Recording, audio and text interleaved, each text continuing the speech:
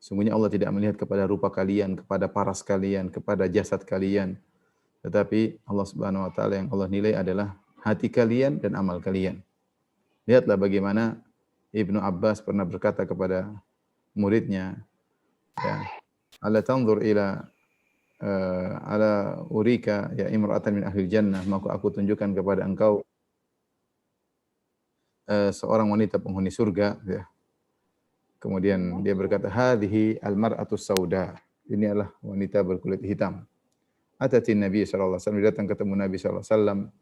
Kemudian berkata, ya Rasulullah, inni usra' wa inni atakasyaf, ya Rasulullah, sungguhnya aku terkena penyakit ayan, ya, dan kalau kejang-kejang sering atakasyaf, ya, sering sebagian auratku terbuka, ya.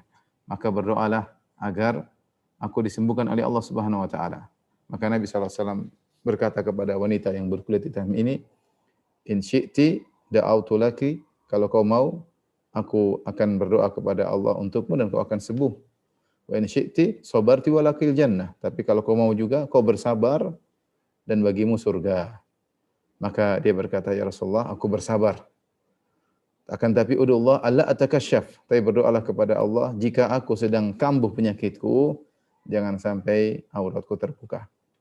Lihat wanita ini wanita berkulit hitam yang secara kasat mata mungkin tidak menarik sebagaimana wanita-wanita lain yang mungkin berkulit putih misalnya, ya. Tetapi dia memiliki hati yang sabar, ya. Dia memilih bersabar dengan penyakit yang dialaminya, tidak mengeluh kepada Allah Subhanahu wa taala. Bahkan dia memiliki rasa malu yang luar biasa. Dia tidak ingin auratnya terbuka ketika dia dalam kondisi kejang-kejang. Padahal kalau dia dalam kondisi kejang auratnya terbuka pun dia tidak berdosa. Dia tidak berdosa. Kenapa? Karena dia beruzur, sedang sakit. Tapi dia minta kepada Nabi agar berdoa kepada Allah agar ketika dia sedang kambuh penyakitnya, auratnya tidak terlihat. Inilah yang terkadang kita terpedaya dengan penampilan kita. Saya tidak mengatakan para hadirin hadirat, saya berkata kita seluruhnya. Terkadang kita lebih sering memperhatikan penampilan zahir daripada penampilan batin. Ya, itu sifat manusiawi, ya. Kita sebelum kemana-mana bercermin terlebih dahulu. Apalagi sebagian ibu-ibu di depan kaca bisa setengah jam, Masya Allah, apalagi mau keluar rumah. Penampilan, kemudian mungkin pakaian, kemudian apa yang dibawa, tas, atau biasalah, wajar, ya, manusiawi. Tapi jadi masalah kita lupa memperhatikan tentang hati kita. Bagaimana kebersihan hati kita. Kita cuek dengan kondisi hati kita yang terkadang tercampur dengan berbagai macam penyakit, baik hasad, dengki, suudzon, dan macam-macam yang ada bertumbuk-tumbuk di hati kita. Oleh karenanya, seorang yang berbahagia adalah orang yang lebih memperhatikan hatinya daripada penampilan fisiknya. Karena hati itulah yang menjadi patokan terutama oleh Allah Subhanahu wa taala. Allah berfirman, la yanalallaha luhumuha wala dima'uha walakin yanaluhu taqwa minkum. Kata Allah, tidak sampai kepada Allah sembelihan hewan kurban yang kalian sembelih, dagingnya tidak sampai kepada Allah, darahnya tidak sampai kepada Allah, tapi yang sampai kepada Allah ketakwaan kalian. Ini menjadi patokan Allah Subhanahu wa taala.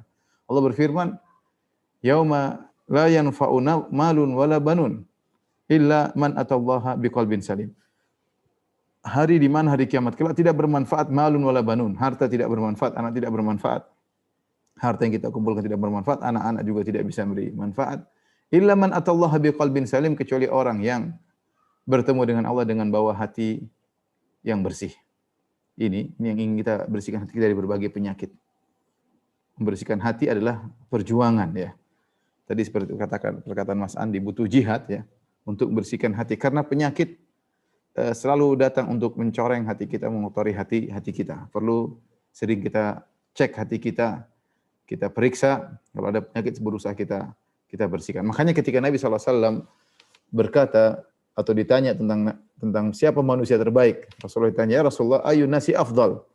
Ya Rasulullah, manusia mana yang terbaik? Kata Rasulullah SAW, kullu saduqil lisan makhmumil qalb. Setiap orang yang lisannya jujur dan hatinya disapu. Kata para sahabat ketika mendengar jawaban Nabi, mereka berkata, ya Rasulullah, saduqul lisan arafnahu.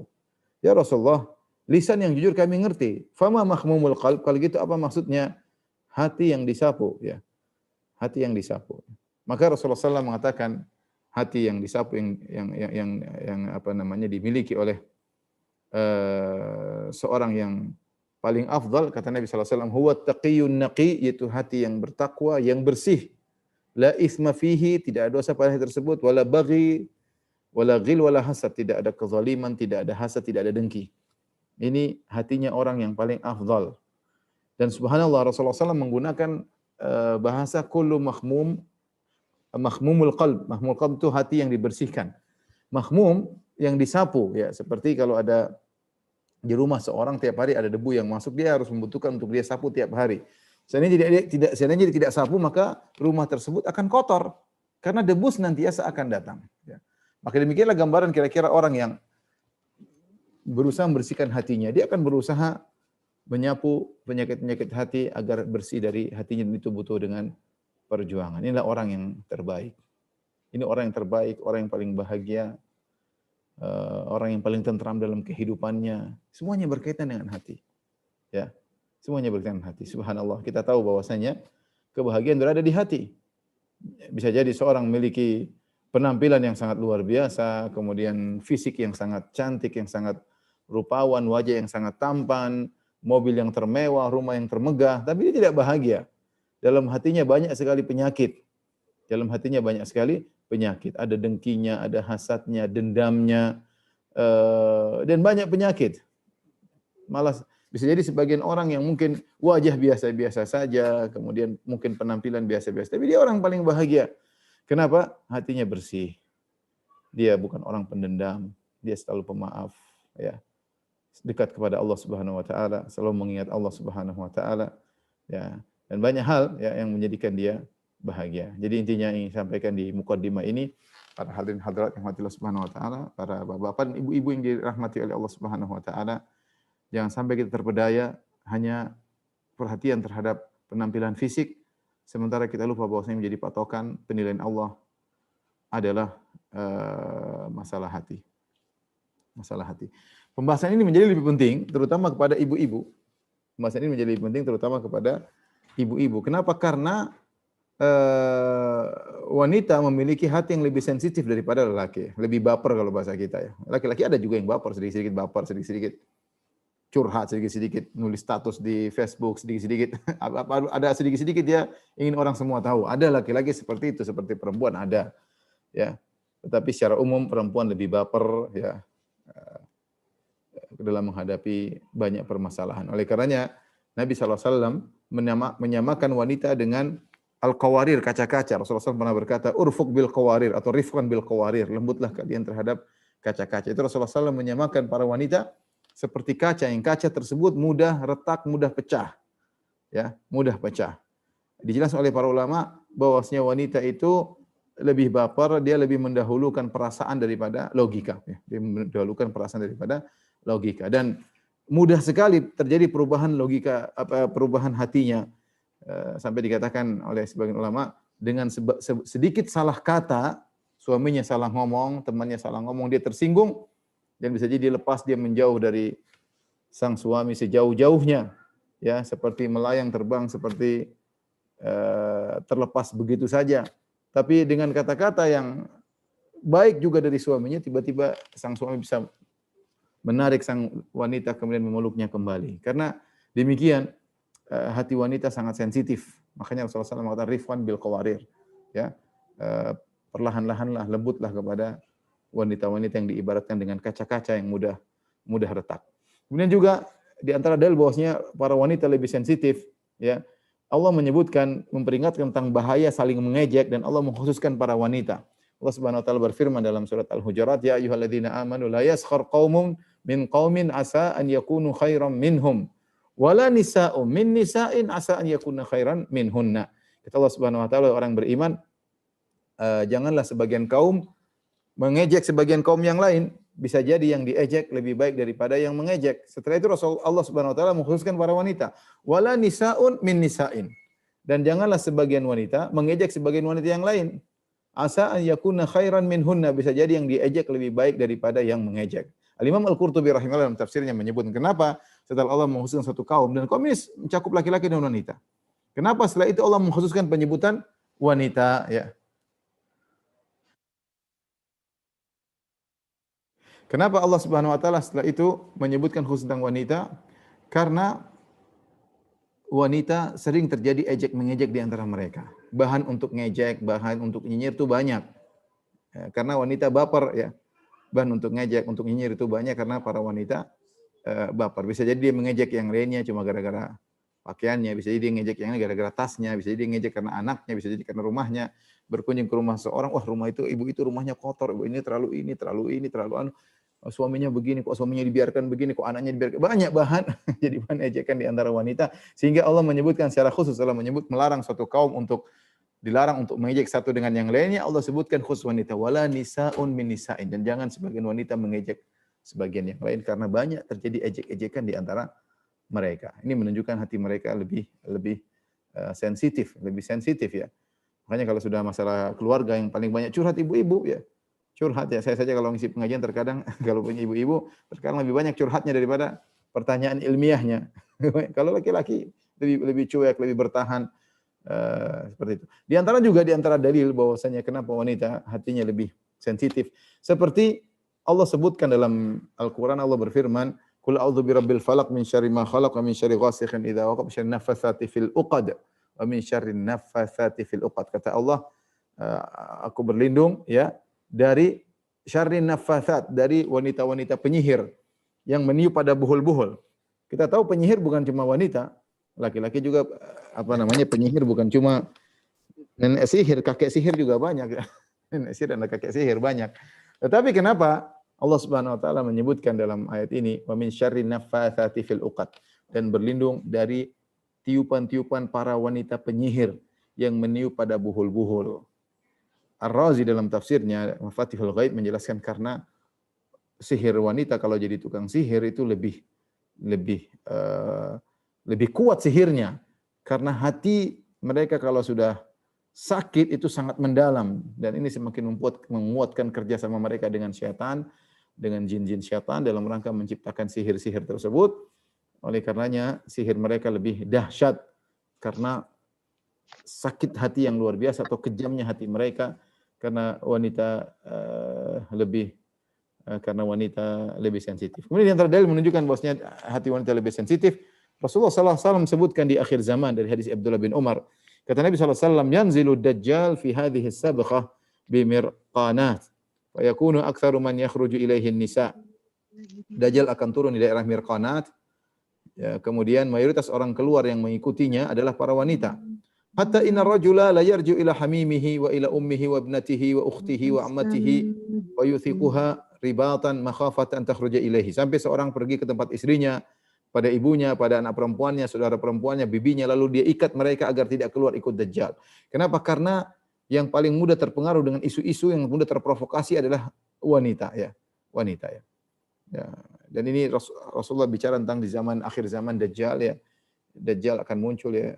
Kita zaman sekarang aja kalau ada berita-berita tersebar ya, sebagian wanita mudah terprovokasi, apalagi ini zaman Dajjal yang saktinya luar biasa, sehingga karena takut wanita terpengaruh maka seorang laki mengikat ibunya, mengikut istrinya, anak perempuannya diikat agar tidak keluar mengikuti Dajjal karena mereka mudah terpengaruh. Dan terakhir dalil yang menunjukkan bahwasanya wanita hatinya lebih sensitif, yaitu Rasulullah SAW melarang wanita terlalu banyak ziarah kubur. Kata Nabi SAW, kata dalam hadis, la ana Rasulullah SAW zawaratil kubur.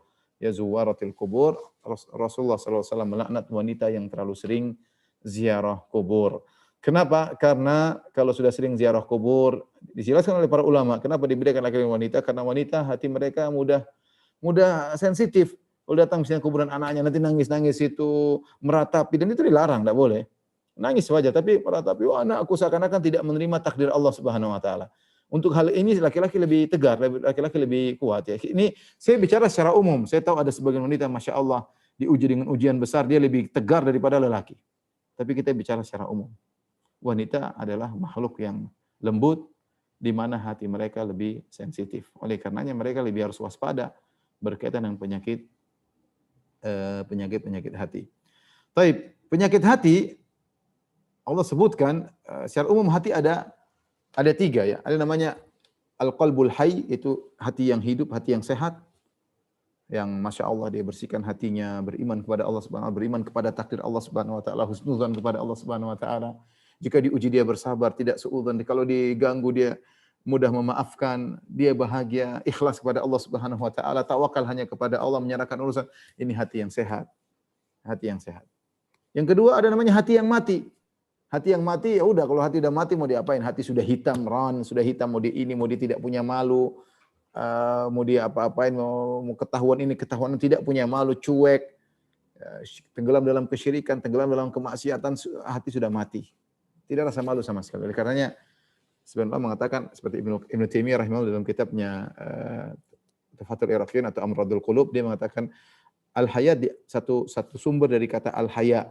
Al-hayat, al-haya ini kehidupan rasa malu secara bahasa kembali kepada satu sumber, sehingga melazimkan kalau seorang hatinya hidup, dia akan memiliki rasa malu. Malu untuk bermaksiat kepada Allah, malu untuk mengumbar maksiatnya di hadapan orang banyak ya. Tapi kalau hati sudah mati, cuek. Mau ketahuan ini, mau ketahuan cuek aja, kayak nggak ada masalah. Ya. Nggak ada masalah ya. Harusnya malu, tapi itu sudah mati, mau diapain? Kalau mayat sudah mati, kita luka-lukain dia pun nggak rasa. Dia nggak rasa. Hati sudah mati. Ya. Ya. Terlalu banyak maksiat yang dilakukan sehingga hatinya tertutup dengan dengan bercak hitam sehingga hatinya mati. Insya Allah kita tidak demikian ya. Namun ada jenis hati ketiga. Tadi hati yang pertama hati yang hidup, ini hati orang soleh. Yang kedua hati yang mati. Yang ketiga hati yang sakit. Hati yang sakit ini yang banyak, yang mungkin menimpa saya dan para hadirin. Hati kita tergantung penyakitnya banyak atau sedikit, tapi kemungkinan besar saya tidak menuduh, tapi kemungkinan besar hati kita ini ada penyakitnya, sadar atau tidak sadar. Ya. Dan Allah sebutkan fi qulubihim marad, dalam hati mereka ada penyakit. Walladzina fi qulubihim marad, dan orang-orang dalam hatinya penyakit. Allah sebut dalam banyak ayat, Allah sebutkan hati itu ada yang penyakit. Ya. Di antaranya Allah sebut untuk orang munafik, kata Allah fi qulubihim marad fazadahumullahu marada. Dalam hati mereka ada penyakit. Orang munafik itu penyakit ragu tentang syariat, tidak mau beriman kepada Nabi sallallahu alaihi wasallam, ya, ragu tentang syariat Allah. Seperti orang munafik zaman sekarang, ya. Orang sebagian mereka orang liberal yang menolak syariat, kata mereka apa ini? Mereka tidak menerima. Kenapa? Hati mereka ada penyakit. Menurut mereka Islam hanya merepotkan mereka, menurut mereka Islam ini hanya begini, mereka tidak mau terima ya. Kata mereka apa yang diturunkan kepada Nabi Muhammad SAW itu hanya cocok untuk 1400 tahun yang lalu, expire, tidak lagi relevan untuk zaman sekarang. Kita disuruh oleh Allah untuk buat hukum-hukum baru. Punya penyakit, mau diapain? Mau kita jelaskan, mau kita ini, dia tidak mau terima syariat. Kata Allah, fi qulubihim marad, dalam hati mereka ada penyakit, selesai, mau diapain? Sakit hati. Sama di antara orang-orang ada juga penyakit hati tadi karena keraguan, karena kekufuran ya. Ada juga karena hawa nafsu. Kata Allah Subhanahu wa taala kepada istri Nabi, ya, fala takhdha'na bil qaul fayatma alladhi fi qalbihi marad wa qulna qawlan ma'rufa. Wahai istri Nabi, janganlah kau mendayu-dayu ketika berbicara. Kenapa? Kalau kau mendayu-dayu, khawatir ada orang fayatma alladhi fi qalbihi marad, ada orang punya hati penyakit akan condong kepada kalian. Wa qulna qawlan ma'rufan, hendaknya kalian mengucapkan kata-kata yang wajar dalam berbicara. Enggak usah mendayu-dayu, enggak usah merendah-rendahkan suara, memperhalus, biasa-biasa saja. Biasa-biasa saja. Karena ada orang hati penyakit ini, Allah berbicara tentang penyakit, hati yang punya penyakit, berbicara tentang syahwat. Ya, dan ada orang seperti gitu, mau diapain? Hatinya sudah penyakit. Dia menggumbar pandangannya dan hatinya sudah dipanah oleh panah iblis. Sudah terpanah, terluka. Sebagaimana dijelaskan oleh para ulama, bahwasanya pandangan haram adalah sahmun min siham iblis. Adalah panah yang dilepaskan dari panah-panah iblis. Kalau seorang melihat sesuatu yang haram dia tundukkan, dia akan selamat. Makanya Rasulullah SAW berkata kepada Ali bin Abi Thalib, ya Ali, lakal ula wa laysat laka thaniyah. Wahai Ali, bagimu pandangan pertama dan bukan bagimu pandangan kedua. Kalau sudah lihat pertama, kita tundukkan pandangannya. Setelah itu hati kita bersih lagi. Ya, hati kita bersih lagi. Namun ketika kita memandang, mengulang-ulang pandangan yang haram, apalagi di zaman sekarang, hati kita dipanah oleh panah-panah iblis, terluka. Akhirnya masuklah penyakit hati dalam hati kita. Akhirnya menjadi kecanduan melihat hal yang haram. Dia sudah terkena penyakit. Mau diapain? Gelisah kalau tidak melihat apa yang ingin dia lihat. Ya. Gelisah kalau tidak mendengar apa yang ingin dia dengar. Ya. Sudah penyakit hati, mau diapain? Jadi ada penyakit hati sebab karena kejahilan, ya, seperti orang-orang munafik, ya. Ada karena hawa nafsu, fayat ma'alladzi fi qalbi marad, maka orang punya penyakit hati akan condong. Itu diantara sebabnya. Karena kejahilan juga ada, ya. Karena keraguan, ya. Dan berbagai macam penyakit hati yang kalau kita sebut satu persatu banyak. Saya akan sebutkan penyakit hati tersebut agar kita men-screen hati kita. Kita sadar kita ini punya penyakit, ya. Nah, timbul pertanyaan, hati kita bermasalah, ya. Hati kita bermasalah, ya. Saya sebutkan model penyakit. Apa penyakit hati? Banyak penyakit hati contohnya.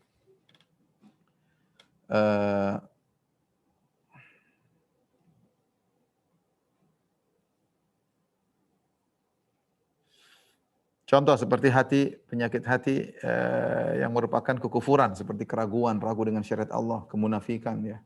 Syirikan, ini penyakit hati, merusak hati seorang. Dia tawakal bukan kepada Allah, tawakalnya kepada jimat, tawakalnya kepada nabi, tawakalnya kepada berhala, tawakalnya kepada mayat, ya. Tawakalnya kepada wali-wali yang sudah meninggal dunia, dia tidak tawakal kepada Rabbul Alamin. Lihat sebagian orang kalau udah pakai jimat, tawakalnya kepada hatinya penyakit, hatinya tawakal kepada jimat. Kalau nggak pakai jimat, dia nggak pede mau keluar rumah, ya. Bawa jimat, terkadang jimat berupa apa? Terkadang foto orang alim dia simpan, jimat. Dia pasang foto, hatinya bertawakal bukan kepada Allah. Kemudian juga ada penyakit hati model lain seperti riya. Beramal soleh ingin dilihat. Kalau tidak ada yang lihat dia gelisah. Dia mau orang melihat bahwasanya dia sudah berkarya. Dia ingin jadi pusat perhatian, ingin heboh, ingin pers kumpul semua untuk memberitakan dirinya. Dia suka begitu. Dia suka dengan viewers yang banyak. Dia apain? Dia ingin dia jadi pusat perhatian. Penyakit hati mau dia apain? Pinginnya orang semua lihat dia. Kalau enggak gitu dia enggak puas, enggak bahagia. Maunya orang semua dia jadi pusat perhatian. Entah bikin ini. Kalau dia beramal soleh, pingin semua orang satu dunia tahu dia sudah beramal soleh. Ya. Rasulullah SAW melarang orang yang memakai libas syuhrah. Man labisa fid dunya libas syuhrah albasahullah yaumal qiyamah libas muzilla atau muhina atau semakna itu, ya. Yang artinya secara maknanya adalah siapa yang memakai pakaian ketenaran di dunia, Allah akan memakai dia pakaian kehinaan pada hari kiamat kala. Apa pakaian ketenaran tersebut? Kata para ulama menjelaskan, itu pakaian yang terlalu mahal sehingga semua orang lihat, atau pakaian yang terlalu jelek, robek sana robek sini sehingga jadi pusat perhatian. Hendaknya seorang memakai pakaian tengah-tengah yang sedang-sedang. Ada orang yang memang ingin tampil beda, entah rambutnya diapain, entah pendaranya diapain, entah motornya diapain, entah ingin tampil, penyakit hati mau diapain. Kalau enggak gitu dia enggak merasa bahagia, dia maunya jadi pusat perhatian, jadi buah bibir, dia senang. Ini penyakit hati. Kalau amal soleh ingin dilihat, kemudian diantaranya ujub, merasa bangga. Apa yang melakukan zikir sudah bangga dengan apa yang dia lakukan, merasa dirinya besar, merasa dirinya hebat, merasa dirinya jagoan neon, padahal ya merasa dirinya luar biasa, ya. Ada penyakit hati. Ada penyakit sombong. Melihat orang rendah, melihat orang tidak bisa apa-apa. Pandangannya selalu mengejek. Kalau ngomong selalu nyinyir. Ciri-ciri orang yang sombong. Dan orang sombong nampak dari ucapannya, dari cara jalannya, ya. Makanya Allah mengatakan wala tamshi fil ardi marha, jangan kau berjalan dengan cara yang sombong. Ada cara jalan orang sombong kelihatan. Ya. Wala tusair khaddaka linnas, jangan kau palingkan wajahmu ketika ngomong dengan orang. Sombong. Merendahkan orang depan dia. Kalau ngomong sama orang kaya baru. Assalamualaikum Ustaz. Gimana? Ada Lanjut, sesuatu? Ustaz, ada yang bocor tadi. Oh, ada yang bocor. Kita lanjutkan bahwasanya tadi kalau orang sombong bisa nampak dari kata-katanya, dari cara bibirnya, cara omongnya, kelihatan, ya. Di antara penyakit hati juga bersuudzon kepada Allah Subhanahu wa taala. Di antara penyakit hati adalah dengki, hasad, tidak kuat melihat orang lain berhasil. Dia lihat dia sakit hati. Lihat orang lebih tenar dari dia sakit hati, lihat orang lebih kaya daripada dia sakit hati. Lihat orang lebih cantik dari dia sakit hati, lihat orang lebih keren daripada dia sakit hati. Mau dia apanya? Penyakit hati. Dia ingin melawan tidak bisa, begitu hatinya sedang sakit. Ya, hatinya sedang sakit. Seharusnya kalau hatinya bersih, orang dapat nikmat, alhamdulillah, yang penting saya tidak diganggu, apa urusan. Tapi karena hatinya sakit, orang senang, dia yang sakit. Ini contoh penyakit-penyakit hati yang mungkin menimpa kita atau sebagian kita ya. Belum penyakit hati tadi karena syahwat ya. Syahwat ingin berzina, ya. Terbayang-bayang selalu ingin berzina, membayangkan macam-macam dari akibat tontonan yang dia nonton. Atau syahwat ingin melihat ya, nonton sesuatu yang haram, dia tahu itu haram tapi dia tidak bisa tidur kalau nggak nonton seperti begitu, gelisah. Mau diapain? Hatinya sedang sakit. Nah, ini semua penyakit-penyakit hati ini kita harus cek ya. Tentu kita harus ketika kita screen hati kita akan tahu kita ada penyakit atau tidak ya. Maka seorang harus detail ketika dia mengecek hati, saya ada penyakit atau tidak. Kalau ada penyakit maka dia berusaha untuk membersihkan. Ya. Tanda-tanda orang penyakit hati di antaranya ya adalah kalau sholat susah khusyuk di antaranya. Pikirnya kemana-mana, susah khusyuk ya. Kemudian kalau baca Quran tidak betah lama-lama ya. Kata Utsman bin Affan, "Lau tahurat qulubukum ma syabi'tum min kalami rabbikum." Kalau hati kalian bersih, kalian tidak akan pernah bosan baca Al-Qur'an. Kalau lihat berita, Masya Allah 1 jam 2 jam, berita artis 1 jam 2 jam, baca Quran baru setengah jam, nguap-nguap. Nggak kuat, nggak tidur. Makanya kalau susah tidur baca Quran biar cepat tidur, ngantuk ya. Nggak kuat ya. Itu hati ada penyakit. Nggak kuat, kayaknya keras ini, sakit di sini, macam-macam. Hati ada masalah. Ya, hati ada masalah. Di antara tanda bahwasanya kita sedang penyakit hati misalnya mudah sekali suudzon sama orang lain, suudzon. Ketemu orang kok selalu saya merendahkan orang, lihat orang kok saya suka merendahkan, hati lagi sakit. Lihat berita sedikit teman-teman berhasil kemudian hasad, ini berarti hati kita berpenyakit. Nah, kita ini semua adalah mukaddimah, sekarang kita bahas yang intinya adalah bagaimana cara kita mengobati hati kita yang sedang sakit atau bagaimana kita menjaga agar hati kita tidak sakit ya. Banyak hal-hal yang harus kita perhatikan ya.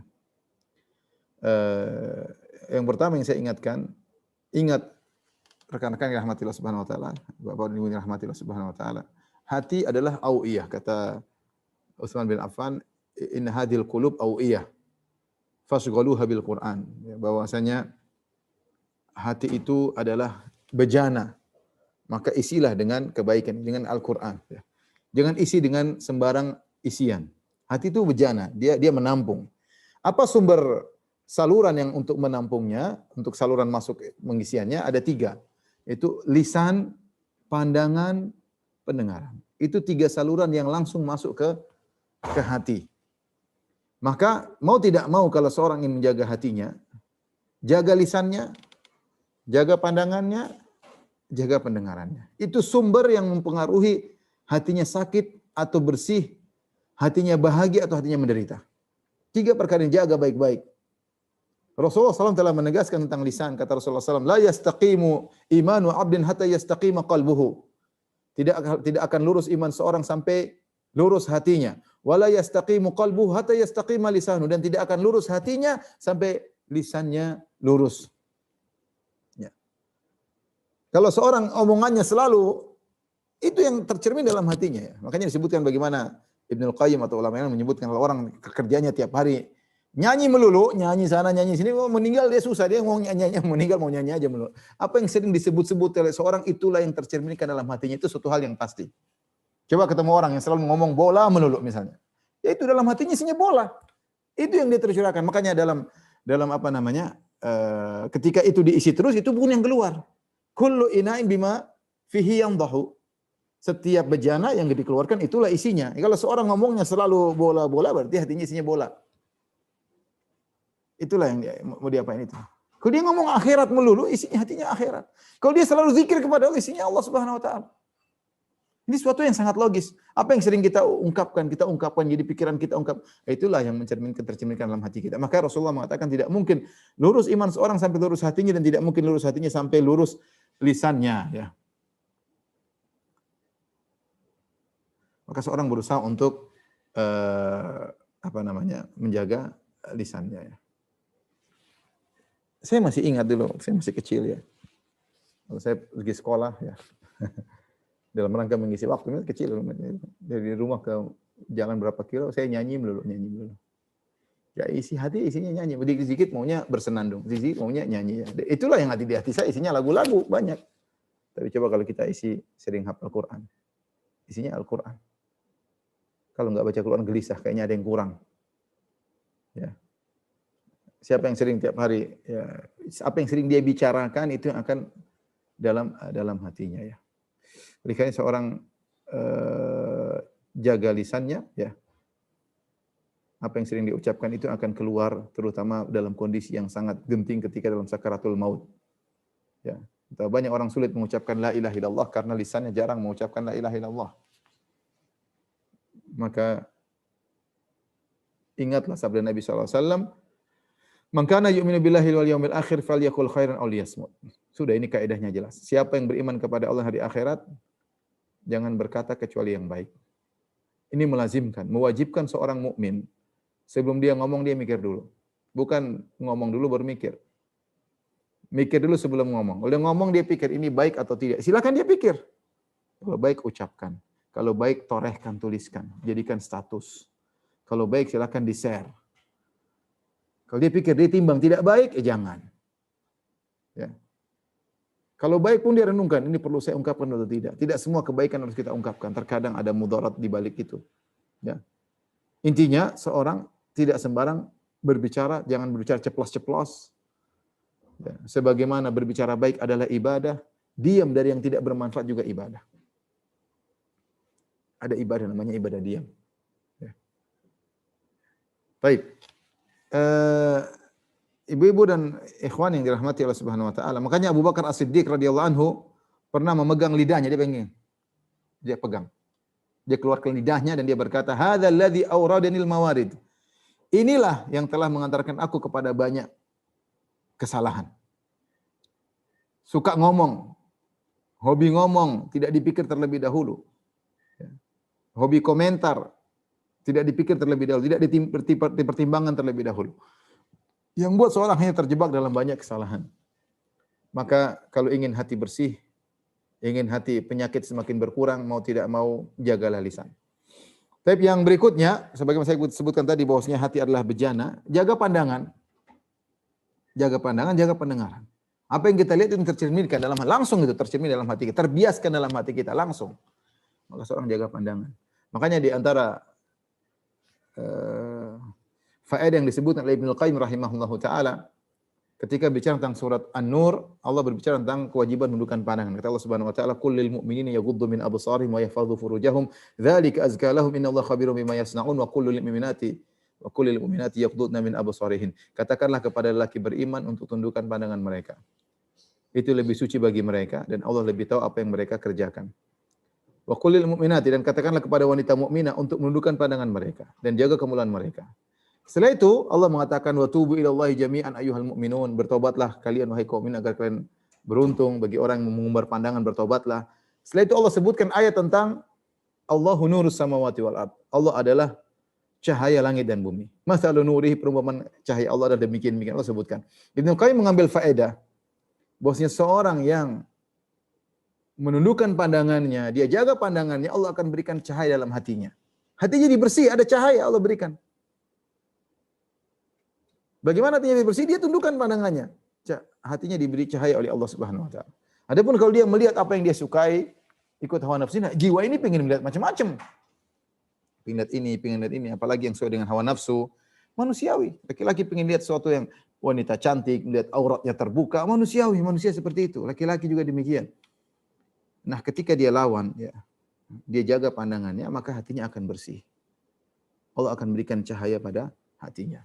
Sama dengan di antara cara untuk membersihkan hati, menjaga hati adalah dengan menjaga pendengaran. Bersihkan pendengaran kita dari hal-hal yang tidak bermanfaat. Bersihkan pendengaran kita dari hal-hal yang bisa merusak hati kita. Ya. Tapi ini yang pertama yaitu menjaga saluran yang membiaskan ke hati, saluran lisan, hati-hati, saluran pandangan, saluran pendengaran. Jangan menjadi orang selalu yang pertama kali saya yang paling komentar. Ada orang seperti itu. Responnya sangat tinggi. Ada sedikit-sedikit langsung bikin klip. Ada sedikit ingin jadi pusat perhatian. Sedikit-sedikit bikin komentar sedikit-sedikit sama. Mungkin sebagian saya bilang ya.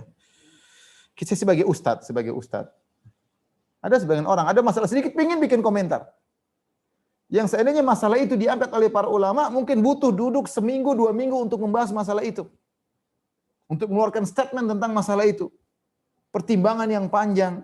Tapi ada sebagian orang yang ilmunya nggak ada, begitu ada masalah langsung ngomong. Jaga lisan, jaga lisan. Kenapa harus respon begitu cepat ya? Santai aja.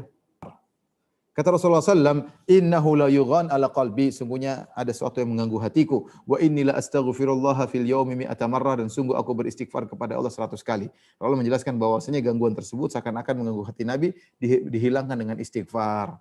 Ya, dalam hadis kata Rasulullah SAW, innal abda idza akhta khati'atan nukitat fi qalbi nuktatun sauda. Sungguhnya seorang hamba jika dia bermaksiat, maka ada titik hitam di hatinya. Ya, fa idza huwa naza'a wastaghfara wa taba suqila qalbuhu. Kalau dia kemudian istighfar dan ini meninggalkan maksiat tersebut, dihilangkan yang noda hitam tadi dihilangkan.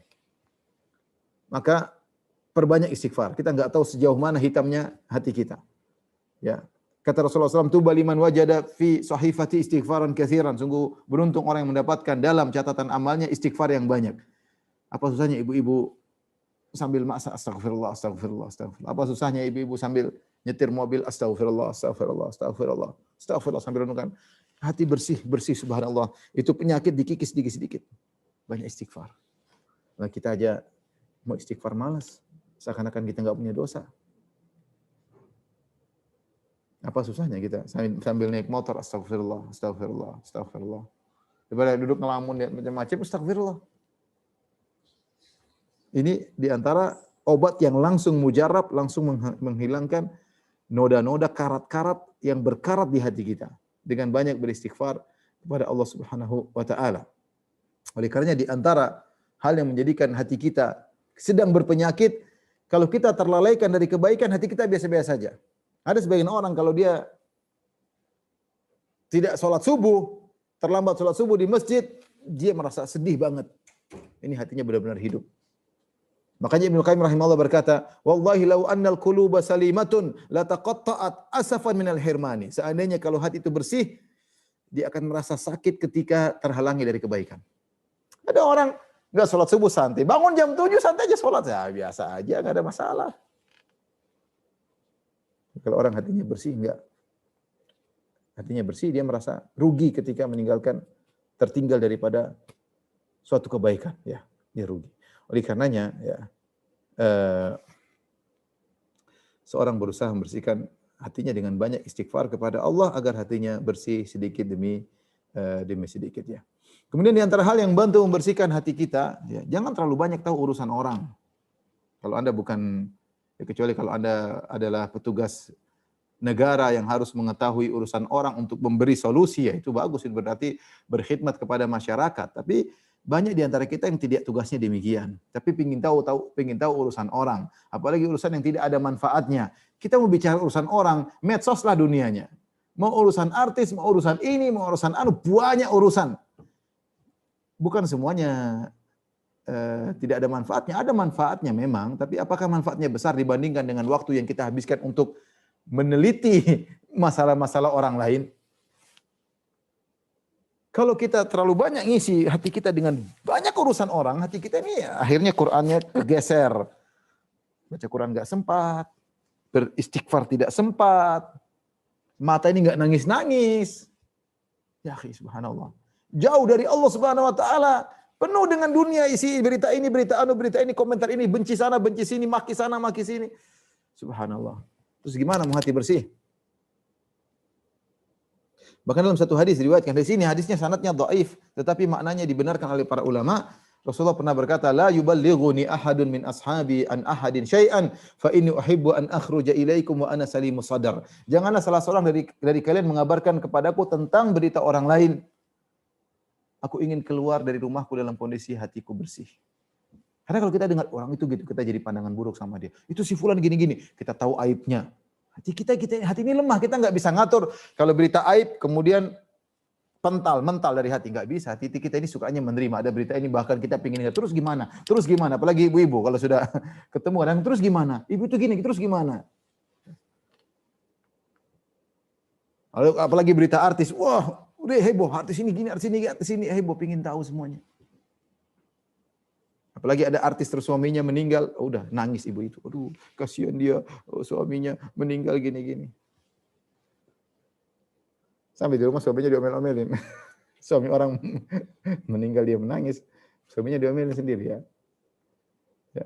Jangan, hati kita ini lemah.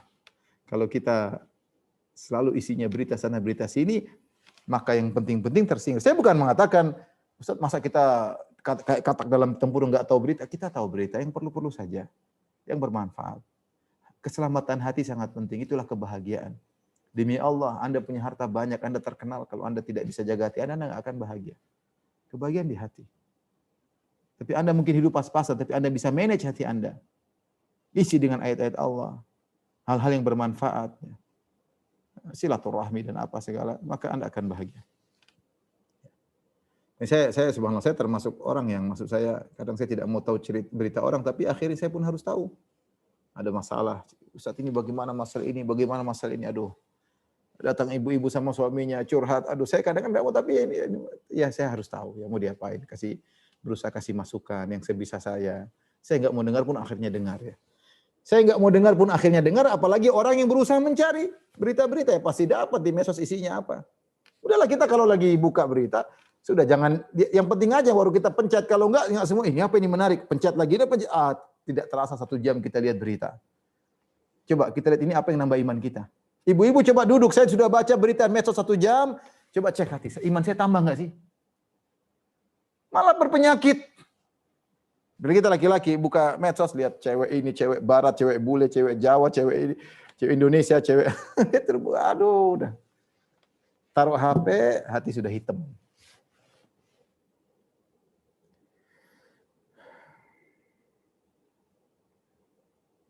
Ibn Rajab Al-Hambali pernah berkata, afdhalul a'mali salamatu sadri min anwa'i syahna'i kulliha.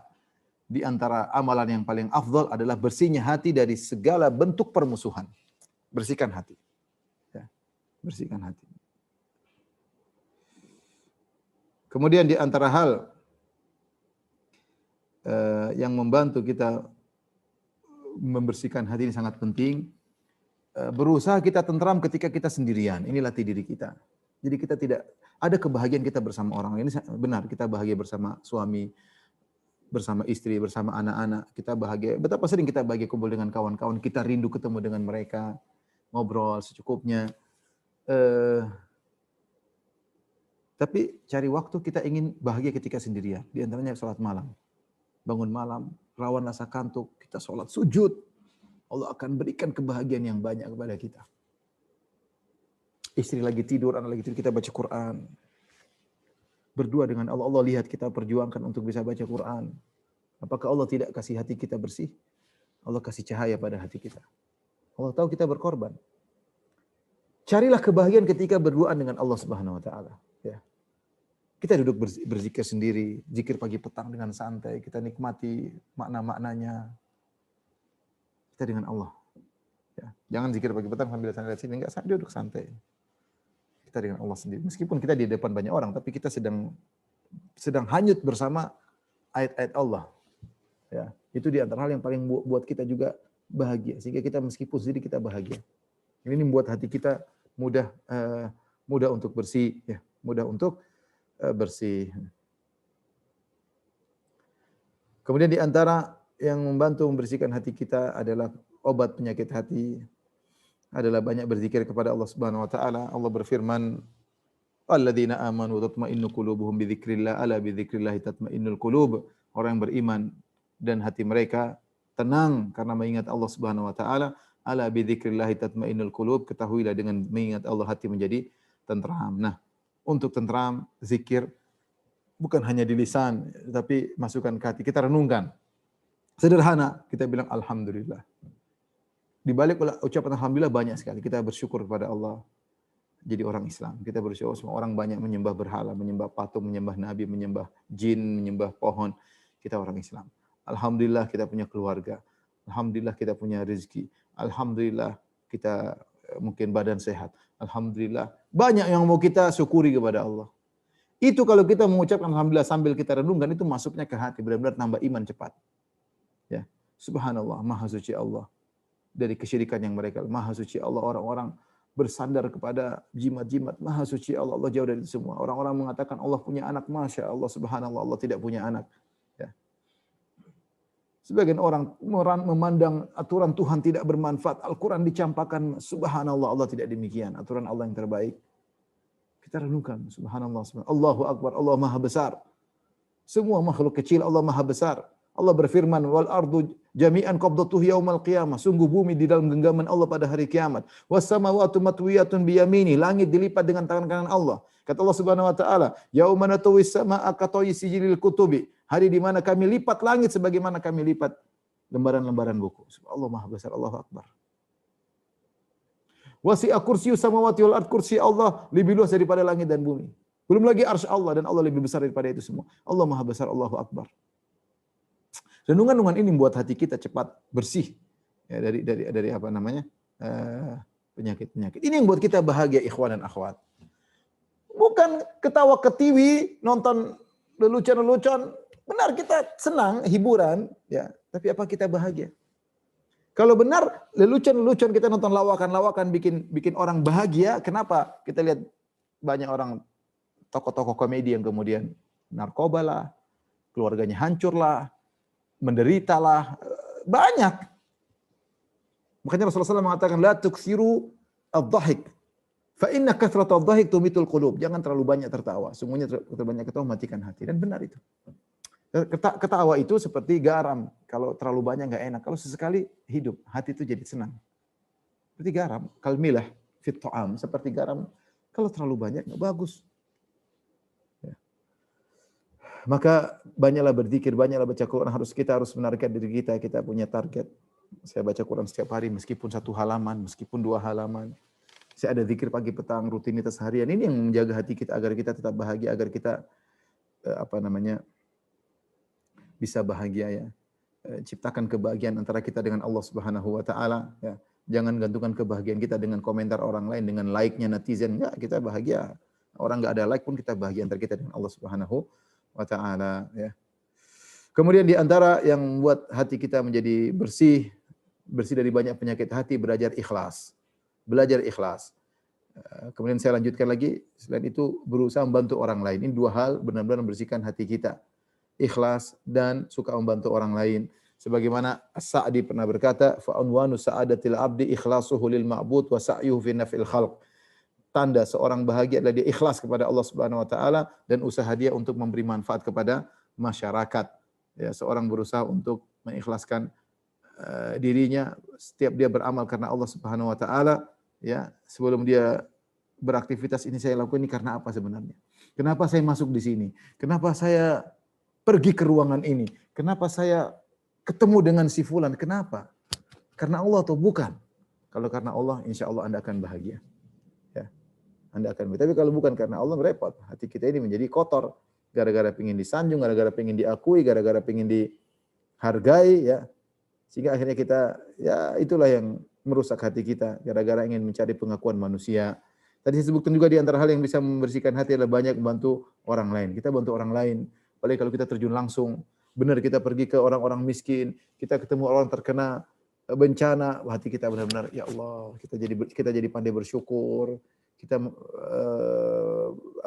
melihat terenyuh hati kita, itu sangat mudah membersihkan hati kita, tapi dengan ikhlas kepada Allah Subhanahu wa taala. Maka perlu kalau ada bencana kita turun langsung, meskipun yang penting kita lihat bagaimana kondisi. Ini membantu membersihkan hati kita yang terkadang sudah tercampur dengan dunia, terlalu banyak dunia masuk dalam hati kita sehingga mau dikeluarkan susah. Yang kita lihat selalu barang-barang mewah, yang kita lihat selalu kehidupan glamor, yang kita lihat selalu adalah ketenaran, popularitas, dan ini sekali-sekali pergilah ke tempat orang susah. Duduk makan sama mereka, tawadhu, ya, duduk ketemu orang, ajak. Atau kalau enggak, kita panggil orang miskin makan di rumah, ngobrol sama dia, tanya gimana kondisi. Subhanallah. Ada saya mendengar perkataan seorang ulama, dia mengatakan terkadang kamu dapati orang kaya, ketika kamu ngobrol sama dia, seakan-akan orang paling menderita. Dia punya perusahaan, tapi aduh ini lagi masa pandemi, perusahaan lagi susah, banyak omongan, kayaknya dia lagi orang sudah susah. Dia tidak bahagia. Sementara kamu dapati orang mungkin sederhana, datang gimana kondisimu? Masya Allah, alhamdulillah kondisi, alhamdulillah masih bisa ini, alhamdulillah. Ini orang tidak punya, muji Allah melulu. Ini satu punya duit banyak, aduh ini lagi susah, lagi pegawai lagi begini, pagi ini pemerintah begini, oh semua disalah-salahin. Padahal dia kaya raya. Kebahagiaan hak Allah dan Allah berikan kepada siapapun. Orang kaya bisa bahagia, orang miskin juga bisa bahagia. Yang terakhir mungkin atau yang terakhir adalah agar hati kita menjadi bersih, senantiasa berusaha menerima takdir Allah Subhanahu wa taala. Apapun yang kita alami sudah ditakdirkan. Pasti ada kebaikan di balik ini. Husnuzan kepada Allah Subhanahu wa taala. Dan jangan lupa untuk berdoa kepada Allah agar hati kita menjadi hati yang bersih. Di antaranya doa waslul sakhimata qalbi. Waslul sakhimata qalbi, doa Nabi yang panjang di akhirnya berkata waslul sakhimata qalbi. Allah cabutlah penyakit-penyakit hatiku. Cabutlah penyakit-penyakit hatiku. Di antara juga seperti doa dalam Al-Qur'an, Rabbana ighfir lana wa li ikhwanil ladzina sabaquna bil iman wa la taj'al fi qulubina ghillan lil ladzina amanu. Ya Allah, janganlah kau jadikan pada hatiku ghil, yaitu dengki, jengkel kepada orang beriman. Jangan. Ya Allah, bersihkan hatiku dari penyakit-penyakit tersebut. Contohnya juga Rabbana la tuzigh qulubana ba'da idh hadaitana. Ya Allah, janganlah kau simpangkan hati kami setelah Engkau beri hidayah kepada hati kami. Doa-doa yang kita berdoa agar hati kita dibersihkan oleh Allah Subhanahu wa taala. Ingat, Allah berfirman, yauma la yanfa'u malun wala banun, hari kiamat kelak tidak bermanfaat harta dan anak-anak, illa man atallaha biqalbin salim, kecuali orang yang bertemu dengan Allah dengan bawa hati yang bersih. Demikian saja rekan-rekan yang dirahmati Allah Subhanahu wa taala, mungkin sedikit saya sampaikan. Kalau ada yang mau bertanya saya persilakan. Allah taala alam bisawab. Baik Ustadz, sudah banyak yang bertanya nih Ustadz di chat room. Saya menangis membacanya Ustadz karena bukan sedih, karena panjang sekali pertanyaannya nih Ustadz. Ini saya coba saya singkatin aja ya. Ini pertanyaan pertama dari Farah kepada everyone. Assalamualaikum Ustadz, berdosakah kita mendiamkan rekan kerja kita, apalagi kita satu ruangan dengannya, karena ada sikapnya yang tidak kita senangi, sementara kita sudah pernah ngingetin dan nasihatin, tapi malah dicuekin. Gimana itu Ustadz? Kalau berdosa gimana sebaiknya Ustadz? Jazakallahu khair. Seorang yang masuk dalam bidang amar ma'ruf nahi mungkar, siap untuk dicuekin. Siap untuk apa? Dicuekin. Kita nasihati orang, tidak terima, jangan kita marah-marah. Ya sudah, kan kalau orang mau nasihati dia, kita yang marah. Dia nggak mau terima, ya sudahlah. Ya udah, kan kita dapat pahala kita nasihati. Hidayah di tangan Allah. Kalau setiap orang kita nasihati, kita marah, dia nggak terima, kita marah-marah, gimana kita mau dakwah? Sabarlah. Ya udah, itu sabar. Mungkin sekarang nggak berhasil, mungkin besok lusa, mungkin minggu depan, mungkin bulan depan. Jangan sedikit-sedikit orang tidak terima kemudian kita marah. Nggak usahlah. Ngapain kita mendiamkan orang? Kita hidup tidak ingin banyak masalah. Kata Allah Subhanahu wa taala, wa inna sa'ata la atiyatun fasfahi safhal jamil. Sungguhnya bahwasanya hari kiamat akan tiba, maka maafkanlah orang yang punya kesalahan kepadamu. Kita ini ngapain hidup ini sudah masa pandemi masih dendam-dendam sama orang lagi. Jangan sudah banyak pandemi dendam sama ini, jengkel sama si fulan. Kalau bisa kita nggak usah jengkel ya. Orang gitu ini sudah biang. Kita harus tahu diri, manusia itu bermacam-macam otaknya. Jangan kita ingin semua manusia ingin sesuai dengan apa yang kita inginkan. Kalau kita ingin semuanya baik, semuanya ramah sama kita, semuanya hormat sama kita, semuanya menghargai kita, kenyataannya tidak bisa demikian. Jangan kita, Nabi Muhammad SAW tidak dihargai oleh kerabatnya sendiri, suku Quraisy sendiri. Terus kita ingin dihargai oleh teman kantor kita yang bukan sedarah dengan kita. Ya, kita nasihati, alhamdulillah. Anda sudah menasihati, Anda sudah menjalankan kewajiban, pahalanya besar. Dia tidak terima, ya sudah biarin aja. Dia cuekinnya sudah, alhamdulillah. Tidak ada masalah. Tidak usah kita pasang dendam, muka masam, merasa tidak dihargai. Tidak usah, santai aja. Hidup seperti ini memang ini pernak-pernik kehidupan dunia. Ya. Jadi yang saya apa yang dilakukan sudah baik, tapi tidak usah mendiamkan, tidak usah jengkel-jengkelan. Apalagi setiap ketemu harusnya jengkel. Tiap hari ketemu orang itu jengkel melulu kan kasihan kita. Kita nggak pengen hati kita menderita. Udah kita salam assalamualaikum, dia nggak mau terima sudah. Tetap aja santai, murah senyum, ramah, udah selesai, aman. Kapan ada waktu nasihati lagi. Wallahu a'lam bishawab. Baik, lanjutkan pertanyaan tentang tombol hati. Pertanyaan berikutnya dari Ibu Nurdiana dari Medan, to everyone. Ustadz, apakah saya boleh, ini saya ringkas ya Ustadz karena panjang sekali. Ustadz, apakah boleh saya berpindah majelis karena majelis yang saya ikuti sekarang itu banyak gibahnya, banyak nggak fokusnya. Terus apakah kalau kita dengar gibah kita juga dapat dosa. Jazakallahu khair. Kita berusaha mencari teman yang menambah iman kita ya. Nabi SAW mengatakan al-mar'u ala dini khalilihi falyanzur ahadukum man yukhalil. Seorang berdasarkan agama temannya. Hendaknya dia melihat siapa yang menjadi temannya. Tidak sembarang kita menjadikan teman. Di antara teman yang baik adalah kalau kita duduk sama dia kita merasa tambah iman. Tapi kalau kita ngobrol sama dia, bergaul sama dia, iman kita semakin turun, hati kita semakin hitam, ya sudah jangan lagi sama dia, enggak apa-apa. Tapi kita berpindah majelis dengan baik-baik saja, tidak usah kita ribut. Kita berusaha keluar dari apapun dengan cara baik-baik ya. Ya mungkin mereka juga masih proses, cuma kita tidak sabar, ya udah. Tidak apa-apa, kalau memang itu majelis sering gibah, maka kita jangan ke majelis tersebut lagi. Kalau kita punya kemampuan, hendaknya kita nasihati, kita bilang, ya ukhti sekalian, ini kayaknya tidak boleh, setahu saya ini adalah gibah. Nasihati tidak apa-apa, dengan tidak merendahkan, dengan tidak ngomel-ngomel. Dengan senyum sampaikan perasaan kayaknya gibah, saya takut kita dosa, maaf ibu-ibu sekalian, gitu kan bisa enak. Mereka juga dapat masukan dari kita. Tapi kalau kita nggak kuat, kita boleh pindah meninggalkan majelis tersebut dengan cara yang baik. Wallahu a'lam bishawab. Baik, terima kasih Ustadz. Pertanyaan berikutnya masih ada beberapa. Waalaikumsalam Ustadz. Izin bertanya, apakah sikap saya termasuk penyakit hati? Ketika saya melihat keluarga adik saya laki-laki satu-satunya, hanya selalu ngutamain keluarga istrinya aja. Kami kakak perempuannya merasa nggak dihargai dan seakan-akan nggak ada. Waduh, diabaikan nih. Contohnya sering mereka makan, tapi aku nggak diajak. Nah, Lebaran kemarin juga sedih rasanya. Mohon maaf ini Ustadz nih curhat. Nah, ini gimana Ustadz? Kenapa? Adik laki-lakinya hanya perhatian sama istrinya? Iya. Jadi ya, ini termasuk sakit hati atau cemburu terhadap saudaranya, Ustaz? Ya, cemburu. Sabar. Tidak ada salahnya ngobrol sama adik. Ya mungkin ada sesuatu kita kurang perhatian. Adik juga pingin merasa diperhatikan sehingga dia perhatian sama kakak. Tinggal sabar lah. Yang namanya kita adik kakak tidak usah ribut lah. Tetap kita ingin cari pahala silaturahmi. Meskipun adik kita seperti itu, tapi kita sapa. Kalau perlu kita nasihati. Dek, kita pengen ngobrol-ngobrol, kapan ada waktu, ketawa ketiwi, ya. Kakak rindu pengen ngobrol sama kamu, nggak ada masalah. Jadi adik juga merasa dihormati, dihargai. Kita kasih uzur, mungkin dia lagi bahagia-bahagianya, mungkin baru nikah, sibuk dengan atau dia tidak pengen ganggu kehidupan kita, dia pengen kita juga enjoy sama suami kita misalnya. Banyak hal, tapi jangan kita kalau ada gitu diem aja, enggak. Saya rasa enggak bagus. Kita ngobrol sama adik, ketemu, bikin acara, undang di rumah kita. Gimana dek kabarnya, ketawa ketika kita bikin suasana sehingga nanti bisa adik kakak harusnya dekat. Ya. Masalah timbul itu biasa, tapi tadi cari solusinya dengan daripada kita mangkal itu penyakit hati, lama-lama akhirnya jadi jengkel sama adik ipar, jengkel sama adik, ya akhirnya kita sendiri yang sengsara. Jangan biarkan hati kita sengsara, kita pecahkan dengan kita dekat dengan adik kita, ngobrol, ketemuan, itu bisa dibikin insyaallah. Wallahu a'lam bishawab.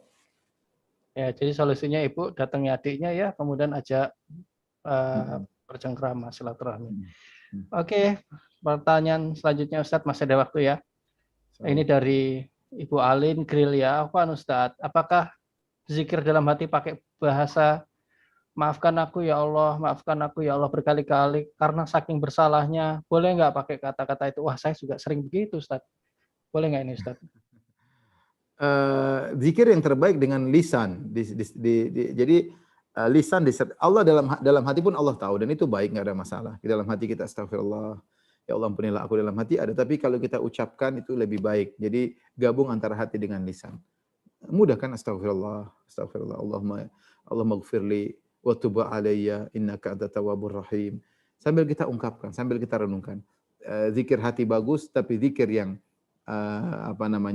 connecting dan sinkron antara lisan dengan hati itu yang lebih baik. Oleh karena Nabi SAW ketika mencontohkan zikir, Rasulullah SAW bukan cuma di hati, tapi dengan di lisan. Dengan hati yang sinkron dengan lisan. Wallahu a'lam bishawab. Tapi apa yang dilakukan nggak salah. Boleh dalam hati merasa itu ibadah tersendiri. Tapi paling bagus diungkapkan juga dengan lisan. Wallahu a'lam bishawab. Jadi bertobat seperti itu tuh juga obat hati ya Ustadz ya? Merasa mendapat harapan dari Allah gitu ya Ustadz ya? Insyaallah. Ustadz, ini sudah 3 pertanyaan nih, tapi masih ada beberapa pertanyaan lagi. Boleh, 2 lagi boleh. 2 lagi nggak? 2 lagi boleh ya? Iya, 2 lagi. Masya Allah, yang mana nih saya jawab? Oh, ini ada yang private nih. private berarti saya tidak sebutkan namanya ya. Ya. Assalamualaikum. Ini jawabnya gimana? Saya baru tahu nih. Ustadz, bagaimana menepis keraguan mengenai takdir Allah? Mungkin siang saat ini saya keadaan kurang baik dalam hal dunia, di mana orang-orang di sekitar kita sesekali melontarkan kata pesimis dengan hati terus mencoba positif. Mohon nasihatnya Ustadz. Wah, ini orang baik di tengah-tengah badai negatif, Ustadz. Kita bilang bahwasanya ukuran seorang bukan karena ekonomi ya. Betapa banyak orang lebih mulia daripada kita, ekonominya ternyata Allah tidak berikan ekonomi yang banyak. Contohnya Nabi Isa. Nabi Isa alaihissalam disebutkan orang yang sangat sederhana. Bahkan dia disebutkan tidak punya rumah, berpindah dari satu tempat ke tempat yang lainnya, dia berdakwah. Tidak mesti orang kemudian kalau ekonominya jelek berarti Allah membencinya. Lihatlah, justru terkadang Allah menguji orang yang imannya tinggi dengan ujian-ujian yang berat ya.